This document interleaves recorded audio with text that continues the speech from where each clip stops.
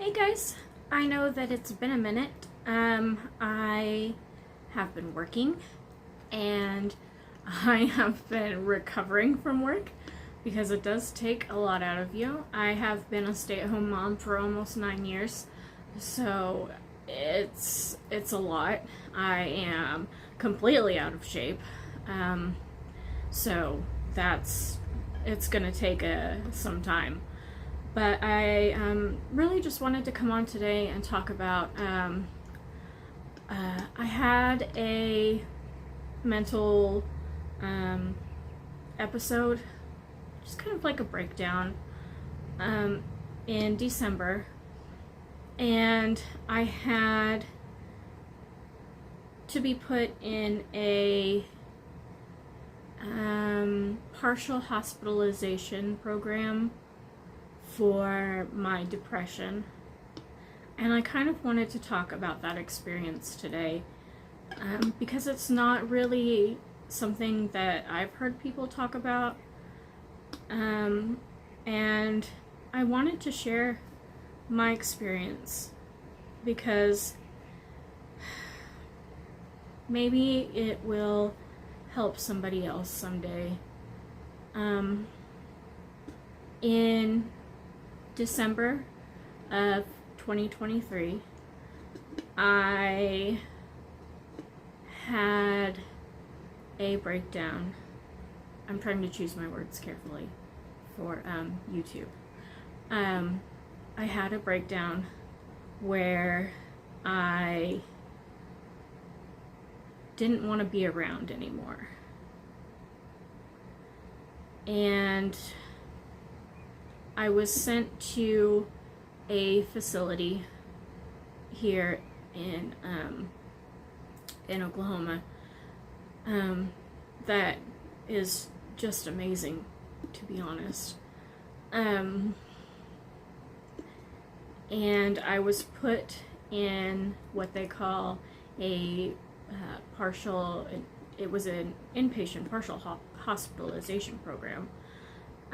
Where I was in group therapy from 9 o'clock to 1:15, Monday through Friday, just every day for weeks.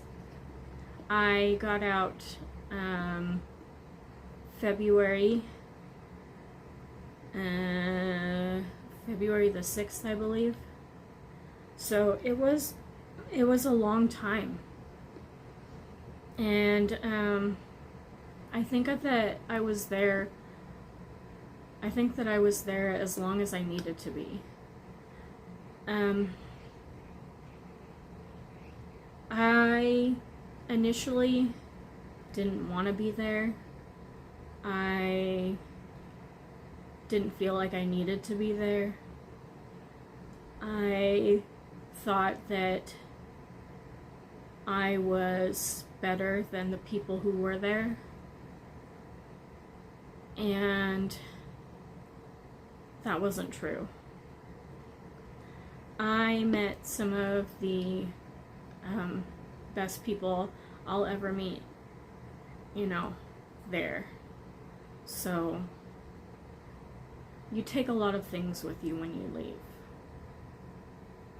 At least if you are there for the right reasons and you're there because you want to work on yourself. So when we did group therapy, we talked about things like depression and addiction and self-esteem and self-compassion, and those were all things that I needed so much. It was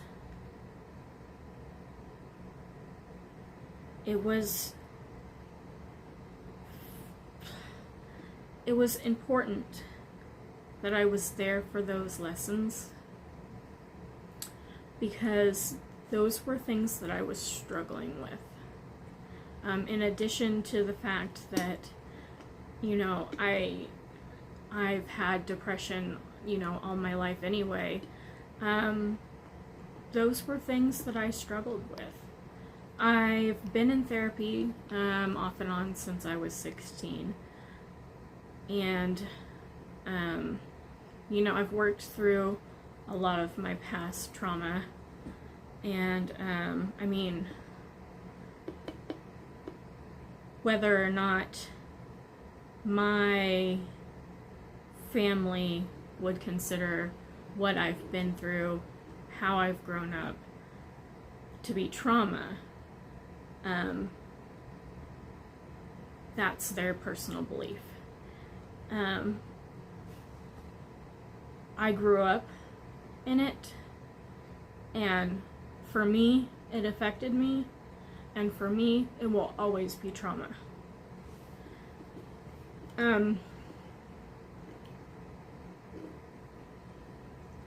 And so, I learned a lot about what I need to stay healthy, mentally. I learned about keeping a good schedule and keeping just a good mental hygiene. And I learned about support and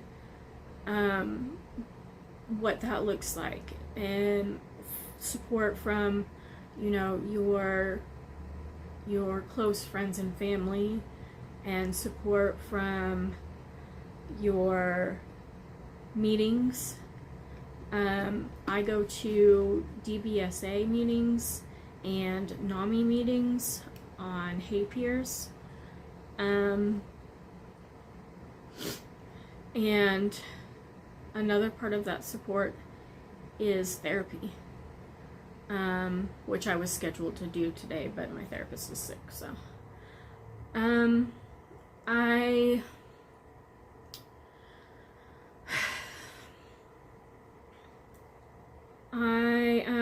picked a therapist this time who does DBT, and I like it because we work on a lot of in the moment kind of things, and I feel like I've worked through a lot of what has happened in the past, and I don't feel like I need to bring it up right now. But I feel like the problems that I deal with in the present are what I need to be working on coping strategies for now.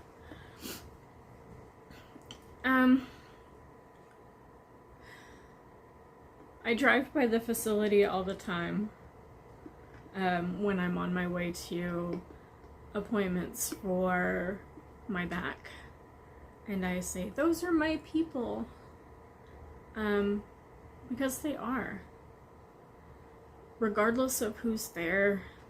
The people that are there at the time, and the therapists and the staff, they'll always be my people. They'll always be people who understand what I'm going through and what I went through. They're people who support me regardless of what I've done.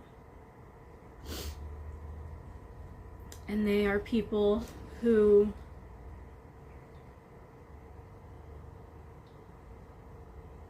don't judge. It's a safe space. And the real world isn't like that. And I think that was the biggest transition coming out of group therapy. Was I was so afraid of coming out and there being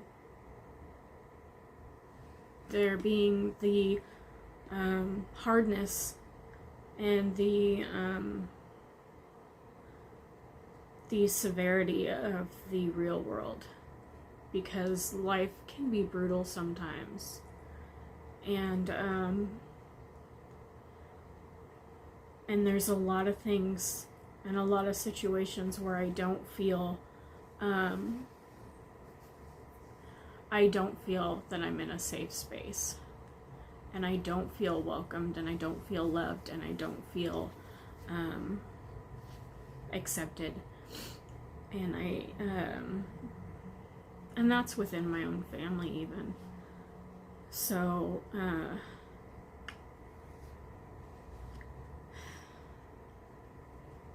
I really loved that space.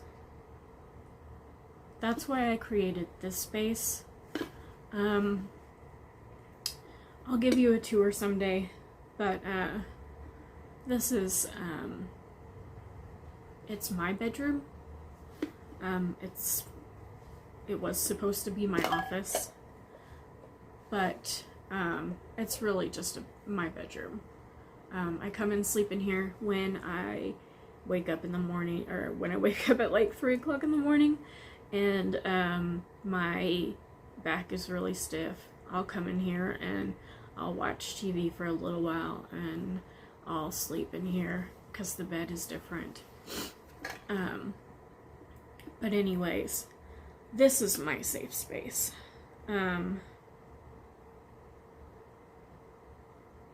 Nobody brings their stuff into here.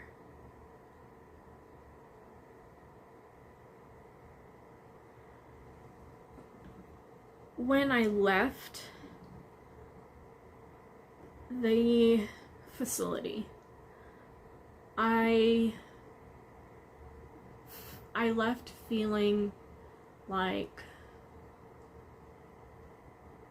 I wanted to separate myself from the person that I was before my breakdown. The person that I was before I didn't want to be here anymore. Not just because of that, but because of the abuse that I've sustained, and the trauma that I've lived with, and I've had no connection to my name for a long time. I've talked about changing it for at least the last 10 years. My husband and I have talked about it greatly. But so I decided on Willow, and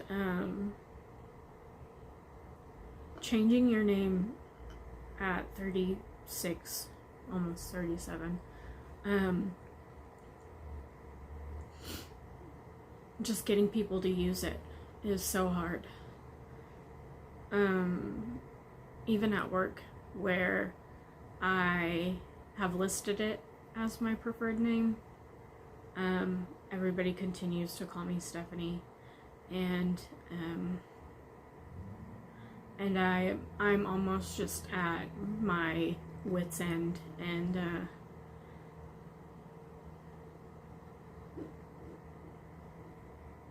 man,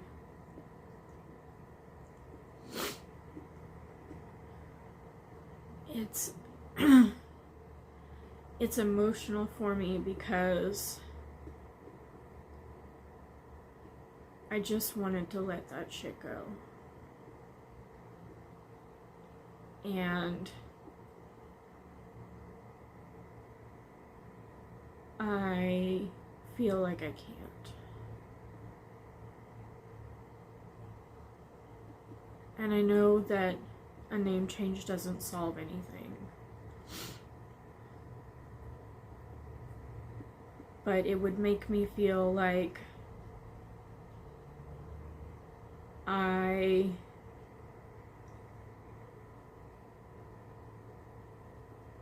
made a fresh start. Like I am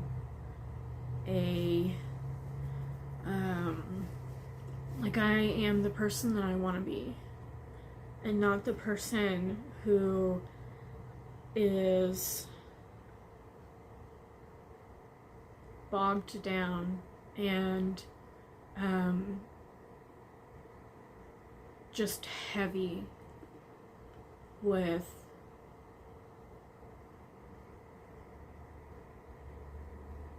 just, I don't even know what to call it, just heavy with yucky stuff.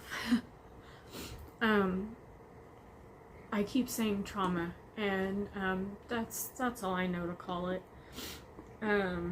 Just heavy with trauma, and I just wanted to release that, and I couldn't. I can't. Because no one will do it. And I wish that I was younger. I envy the younger generation because they are so much of who they are. They are unapologetically who they are.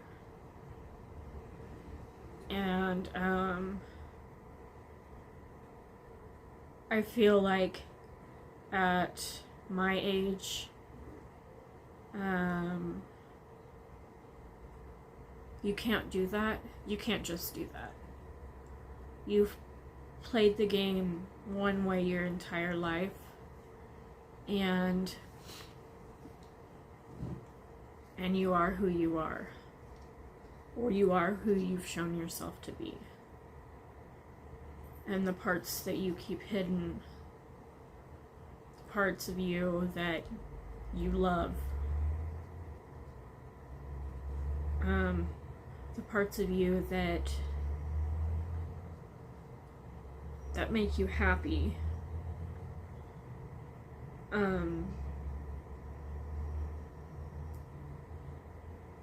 the parts of you that make you sad, even.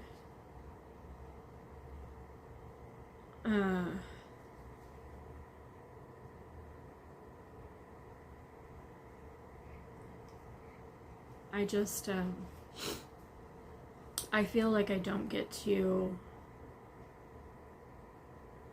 I feel like I've played a part for a very long time.